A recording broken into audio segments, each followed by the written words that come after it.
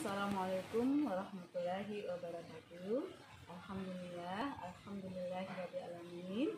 Salat dan puja kita panjatkan kepada Allah Subhanahu wa taala yang telah memberikan kita nikmat iman, nikmat Islam, nikmat kesehatan, dan banyak sekali nikmat yang mungkin tidak bisa kita hitung satu persatu nikmat tersebut. Semoga nikmat tersebut bisa kita pergunakan dalam rangka kita taat dan kita ibadah pada Allah Subhanahu wa taala. Salawat dan salam semoga tercurah kepada junjungan kita Nabi besar Muhammad Shallallahu Alaihi Wasallam. Alhamdulillah kita bertemu kembali dalam kajian Islam secara online yang diselenggarakan oleh Yayasan Undian dan baik, agar kajian ini merupakan berkah, rahmat dan ridho dari Allah Subhanahu wa taala. Kita buka sama-sama membaca basmalah. Bismillahirrahmanirrahim. Adapun tema kita pada hari ini adalah bagaimana kita menjaga konsisten ibadah ketaatan kepada Allah baik dalam keadaan sendiri maupun dalam keadaan kita bersama-sama.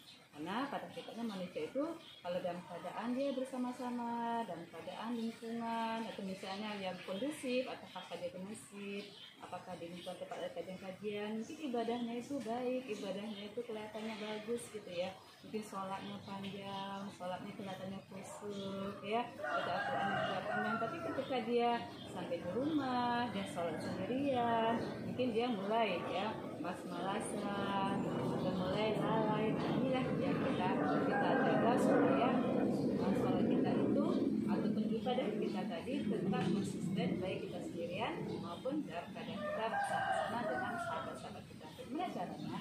Yang pertama kali adalah kita harus menghadirkan Allah di mana saja kita berada. Jadi kalau kita menghadirkan Allah di mana saja kita berada, ibadah kita itu tetap konsisten, ibadah kita itu tetap semangat. Dalam keadaan bersama-sama kita diingatkan, dinasihati, kita ibadahnya terus tidak kendor. Dalam keadaan sendirian kita tidak kendor.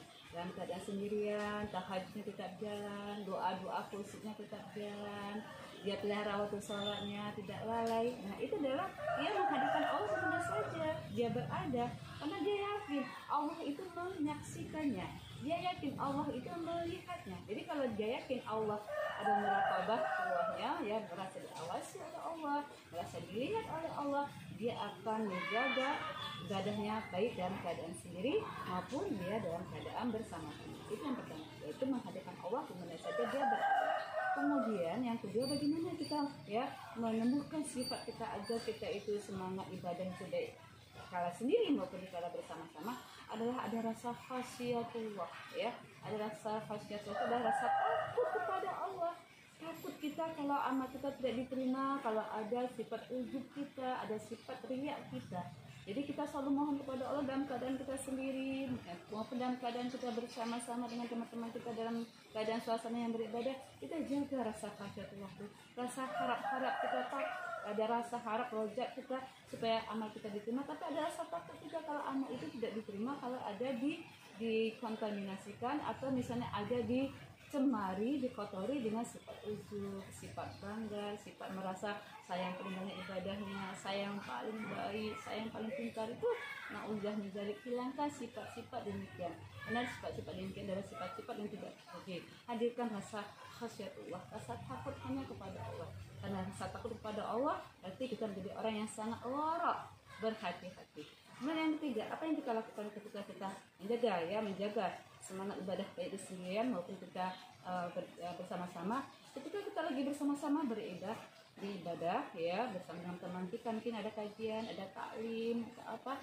Jadi kalau kita habit kita sudah biasa melakukan apa yang ibadah yang kita lakukan, itu tetap dijaga, tetap dilakukan. Jangan sampai saya nggak mau sholat sunnah nanti kalau di sama teman-teman itu selalu katakan alim itu yang wajib-wajib aja, padahal kita di rumah udah biasa sholat sunnah pada zuhur atau sebelum zuhur. Tapi karena kita dengan sama-sama dengan teman-teman di masjid ataupun di tempat-tempat pertemuan, kita nggak mau sholat sunnah karena takut nanti dikatakan alim, takut nanti dikatakan banyak banget sih sholatnya.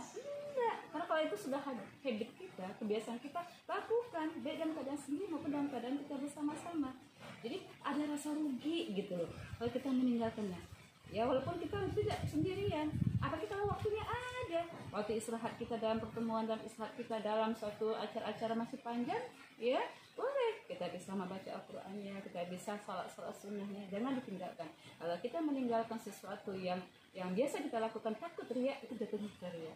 Ya, sepakat ya. Jadi kita kalau sudah kebiasaan kita tetap lakukan, jangan kita tinggalkan karena kita takut dikatakan riya. Kemudian yang keempat, apalagi yang kita lakukan ya supaya kita semangat ibadah itu ataupun ibadah itu tetap konsisten dari sendiri maupun dalam keadaan bersama-sama. Niatkan kalau kita dalam keadaan bersama-sama itu kalau dilihat oleh saudara-saudara kita, teman-teman kita, syiar buat kita, itu dakwah kita. Jadi kalau dari teman-teman kamu tadi sholat apa, sholat sunnah ya, kamu tadi baca sholat apa, sholat Al-Baqarah ya, jadi jadikan syiar. Jadi adalah untuk dakwah kita melalui perbuatan, orang melihat ya cara kita, sikap kita, tingkah laku kita, itu dakwah yang bagus. Cara kita menasihatin orang yang bagus, tidak hanya dengan kata-kata, tapi juga dengan sikap kita, bukti-bukti nyata. Oh, ibadah kita, ibadah yang bisa ditiru, ibadah yang bisa diperhatikan oleh saudara-saudara kita. Jadi niatkan juga itu jadi syiar, niatkan jadi amal ma'ruf nahi munkar. Karena kalau kita mengajak orang lain kan kita harus mulai dari diri kita dulu. Ya, yang terakhir juga harusnya kita jaga adalah teruslah ya kita konsisten itu untuk senantiasa menjaga niat kita ya. Niat kita memang niatnya karena Allah. Kalau niatnya karena Allah ya, kita dimanapun kita berada, dalam keadaan sendirian maupun dalam keadaan kita rame-rame ya, kalau niat kita kepada Allah ya, kalau kita hanya bergantung kepada Allah, itu insya Allah akan lurus nih kita. Jadi meluruskan ini adalah perlu, karena Allah ya berdasarkan itu diterimanya sebuah amal kalau memang niatnya karena Allah, mencari ridha Allah, ikhlas karena Allah, dan mengikuti sunnah Rasulullah. Itulah beberapa hal yang bisa saya sampaikan, mudah-mudahan ini menjadi nasihat dari diri saya sendiri untuk bisa menjaga ketaatan, menjaga ibadah baik dalam keadaan sendiri maupun dalam keadaan bersama-sama. Dan mudah-mudahan Allah senantiasa menuntut kita semua, para penonton semua, menjadi hamba-hamba Allah yang senantiasa istiqomah pada jalan Allah sampai ke akhir hayat yang husnul khatimah. Amin amin ya rabbal alamin. Ada salah, ada khilaf, saya mohon maaf lahir batin. Kalau ada yang benar semata dari Allah, kemudian kita menjadi hamba-hamba Allah yang senantiasa beribadah pada Allah sampai akhir hayat kita husnul khatimah.